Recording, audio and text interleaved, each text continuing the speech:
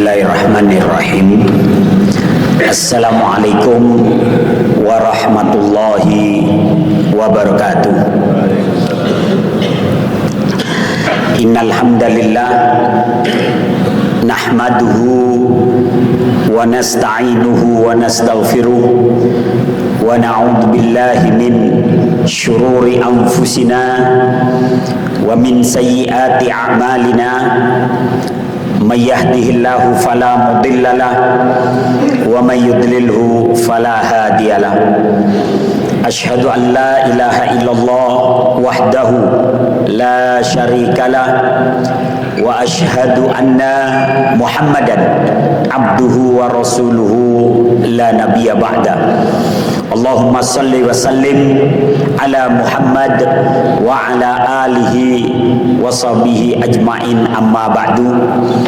Bapak-bapak dan ibu-ibu yang dirahmati Allah Subhanahu wa taala, alhamdulillah pada siang hari ini kita telah melaksanakan sholat duhur secara berjamaah, dilanjutkan dengan mendengarkan tausiah sejenak.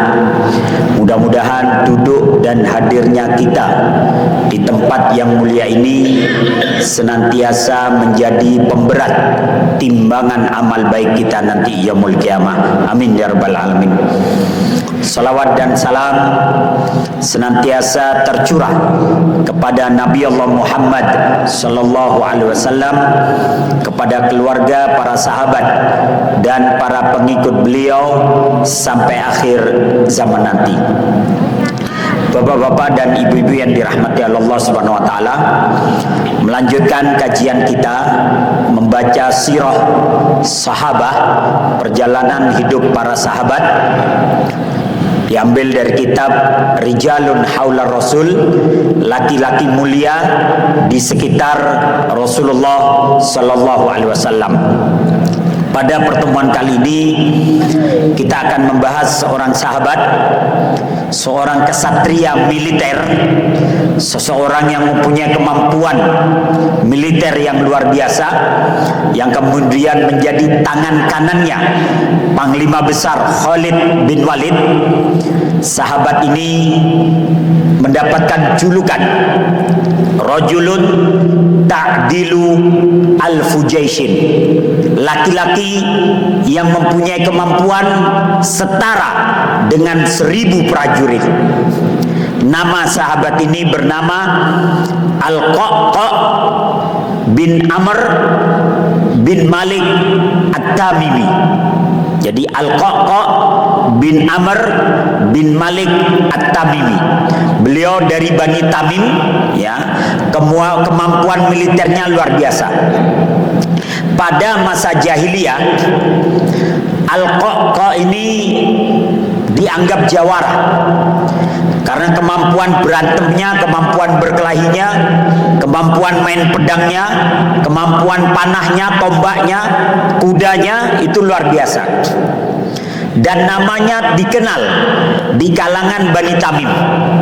Bahkan kalau seandainya ada perampok, ada begal, ada perompak, ya, penyamun yang menghadang sebuah kafilah, kemudian dikatakan kepada penyamun itu bahwa di antara kami ada Al-Qa'qa, maka penyamun itu lebih memilih mundur dan tidak melanjutkan rampoknya mereka.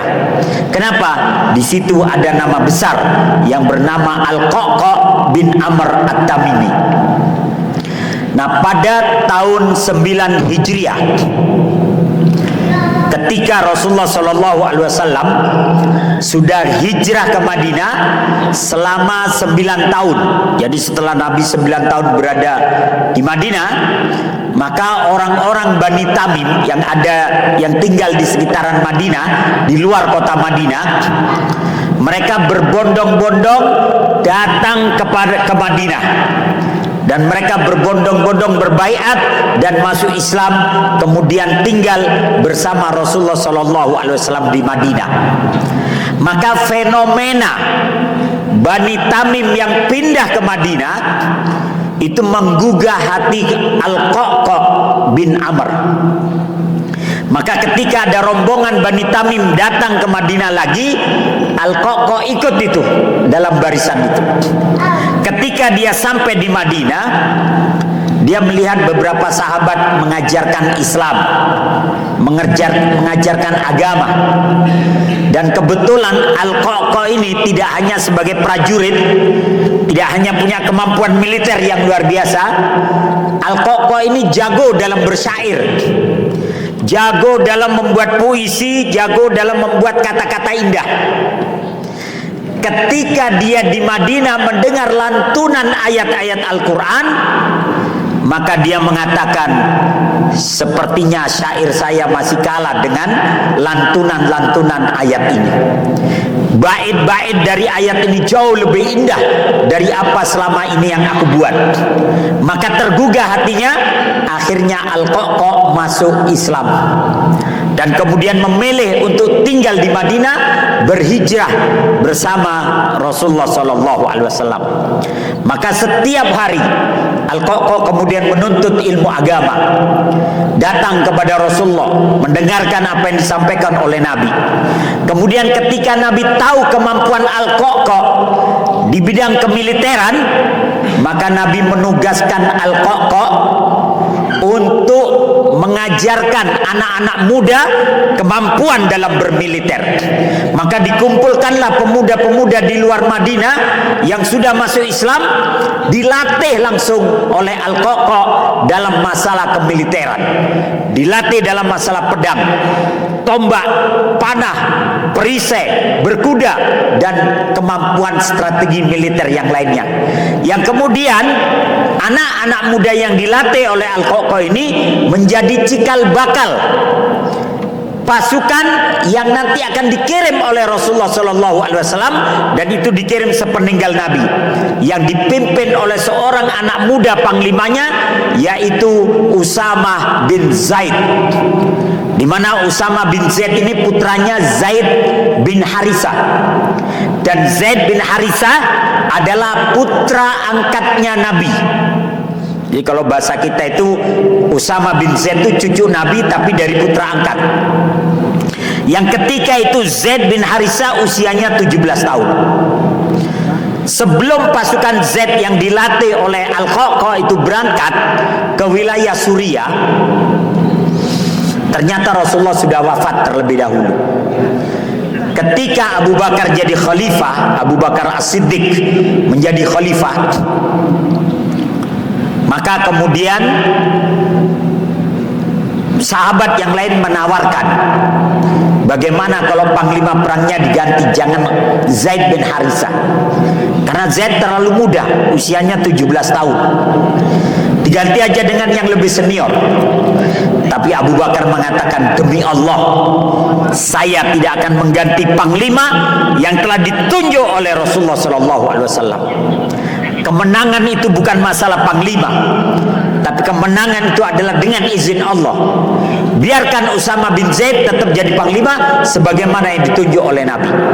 Maka dikirimkanlah pasukan Zaid bin Harisah dan bisa membuka wilayah Syam atau wilayah Suriah.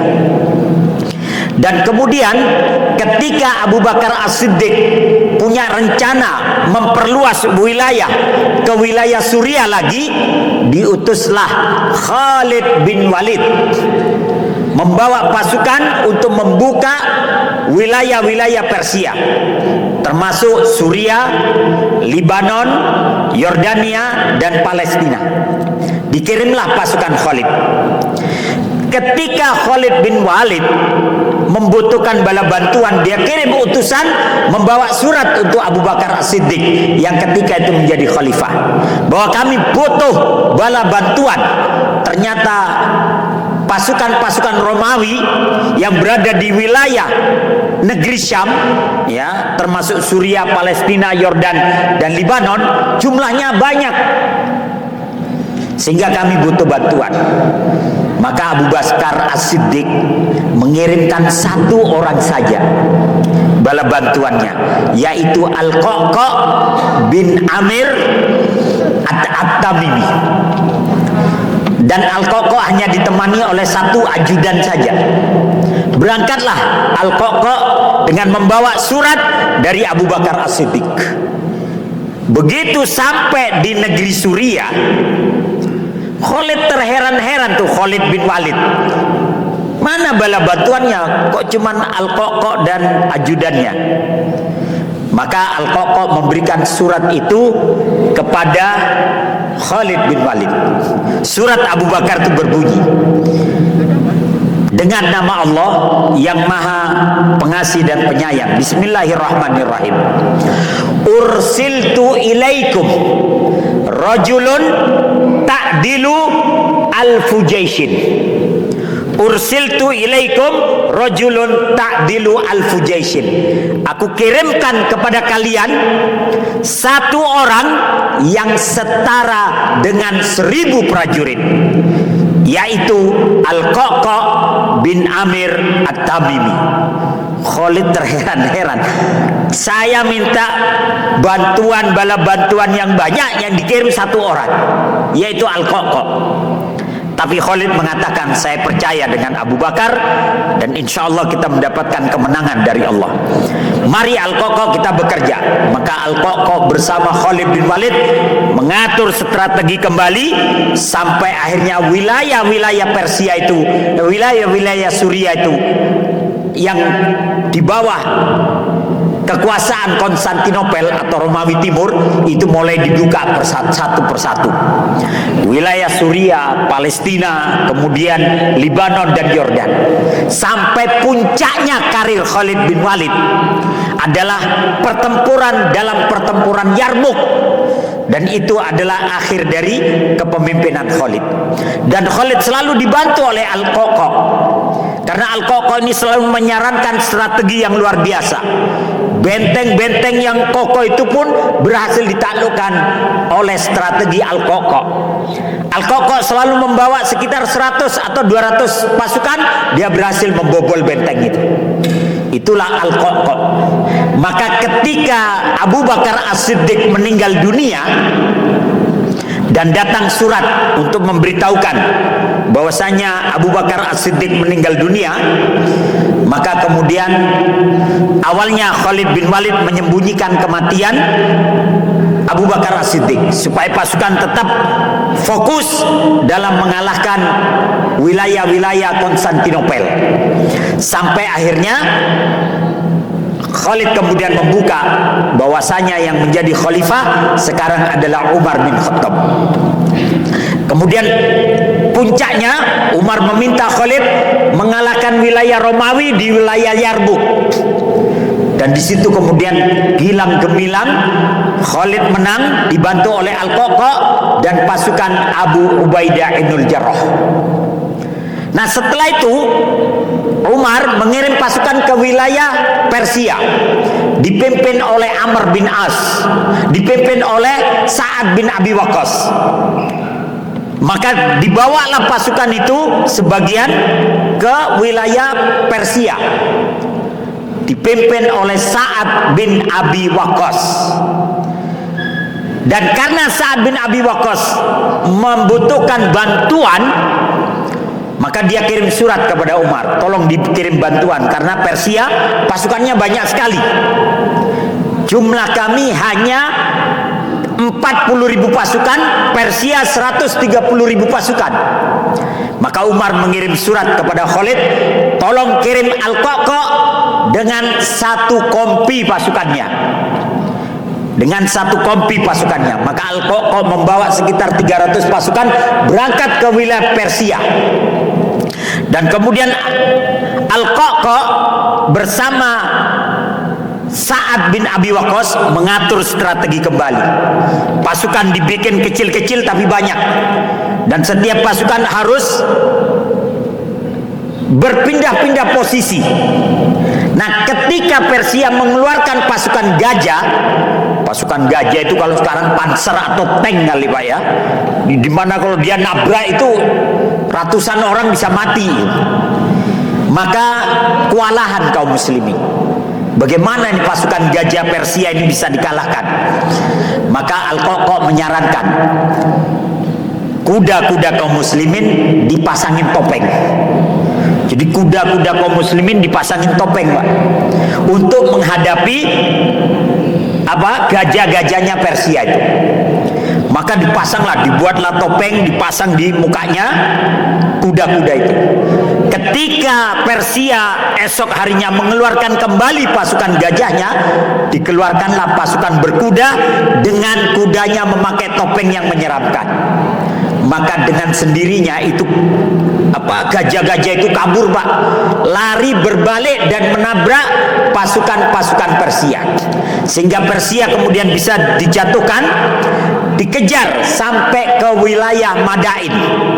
Nah, ketika benteng Madain itu kokoh sekali, Al-Qaqqa dengan 300 pasukannya, dan 300 pasukan ini dari Bani Tamim, berhasil menerobos tuh.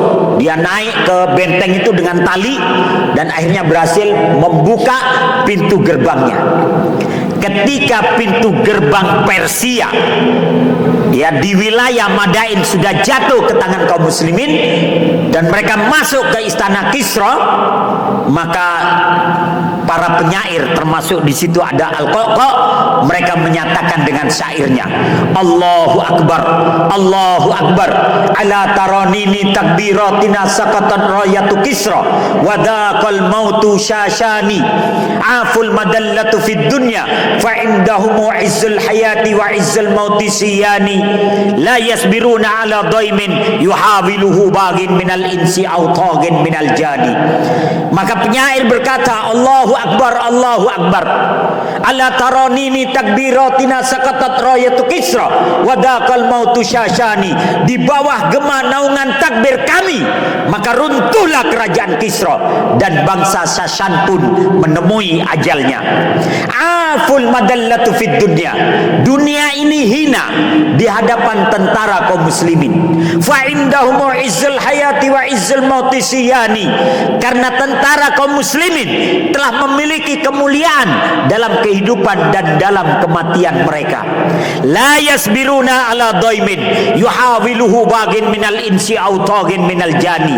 Tentara kaum muslimin ini tidak bisa bersabar terhadap kedoliman yang dilakukan oleh manusia-manusia yang durhaka atau yang dilakukan oleh jin-jin yang durjana.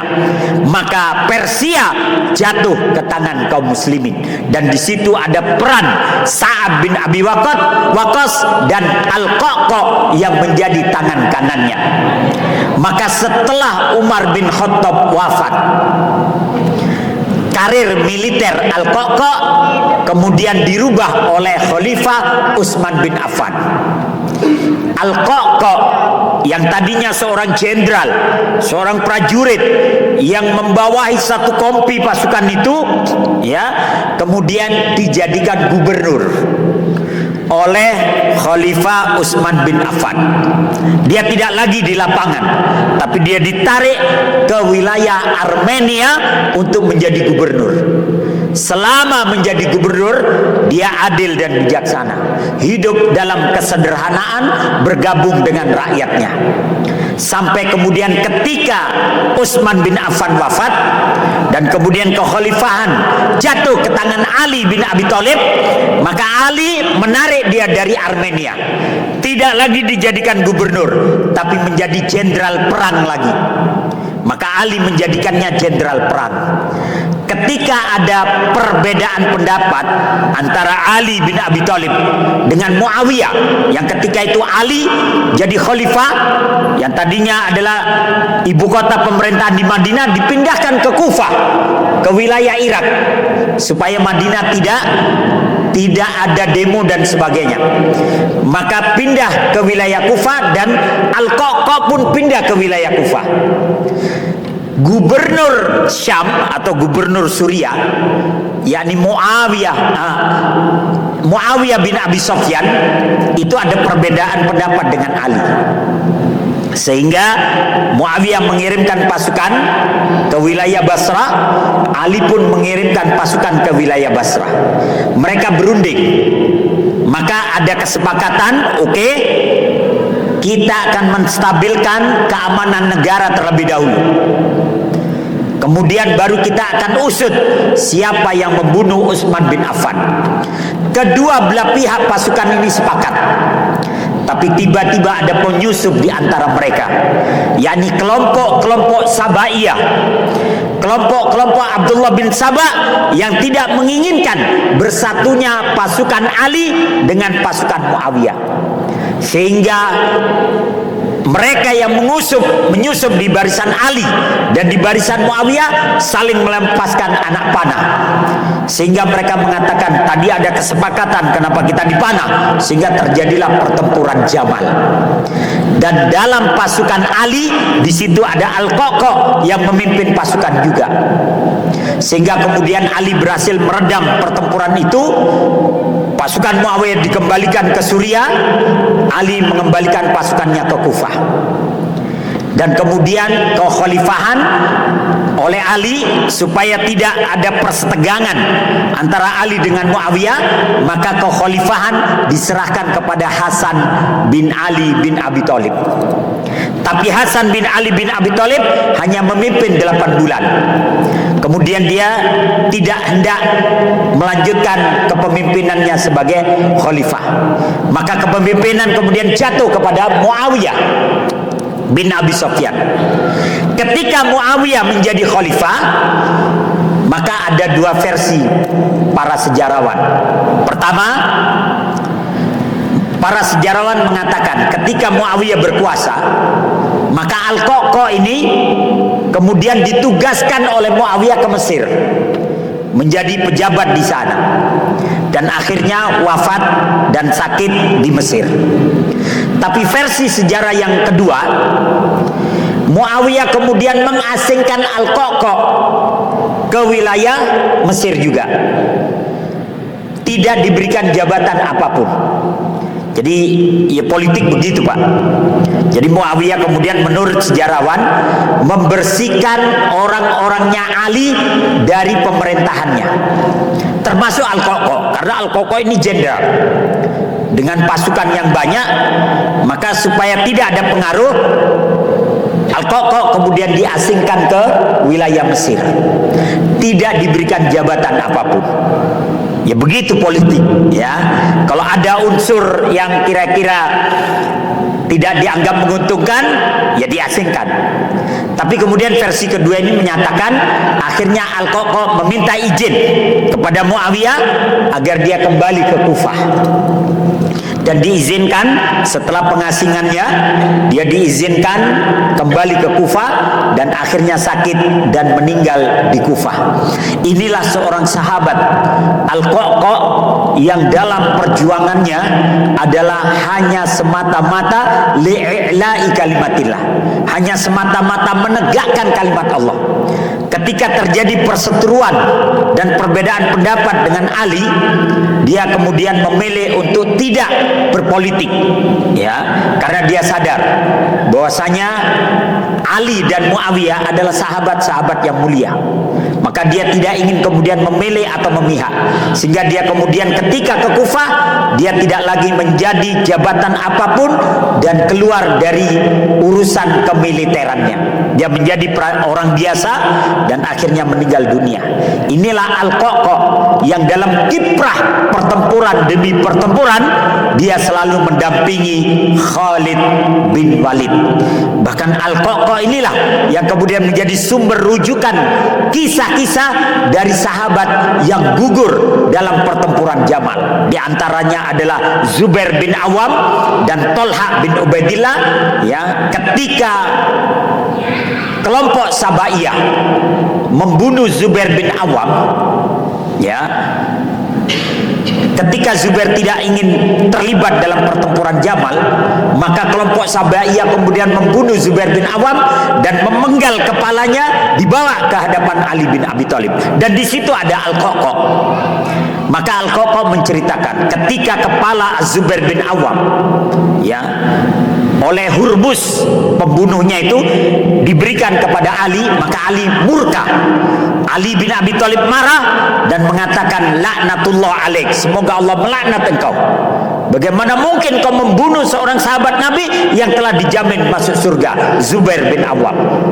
Maka kemudian Ali memerintahkan untuk qisas terhadap pembunuh Zubair bin Awam. Al-Qaqqa yang menceritakan itu. Bahkan ketika kematian Tolha bin Ubaidillah dalam perang Jamal, Al-Qaqqa pula yang menceritakan.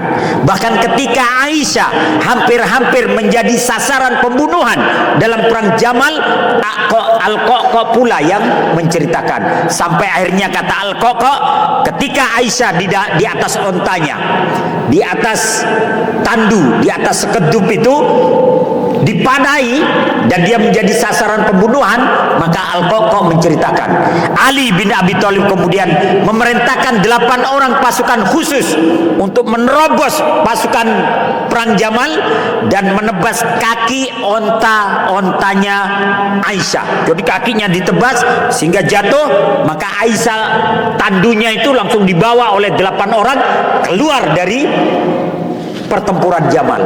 Kemudian Al-Qaqqa menceritakan ketika sudah keluar dari pertempuran itu, maka Ali menghadap kepada Aisyah dan mengatakan, wahai ibunda Aisyah, sebenarnya Rasulullah sudah menceritakan akan perseteruan ini. Rasulullah pernah menyatakan kepadaku, Ali, suatu saat engkau akan bersengketa dengan Aisyah. Maka ketika itu terjadi, kembalikan Aisyah ke Madinah, pulangkan dia ke rumahnya. Maka atas saran itu Aisyah menerima, dan Aisyah akhirnya dikembalikan ke Madinah dengan lewat jalur khusus, dengan pengawalan khusus. Salah satunya adalah Al-Qaqqa yang mengawalnya.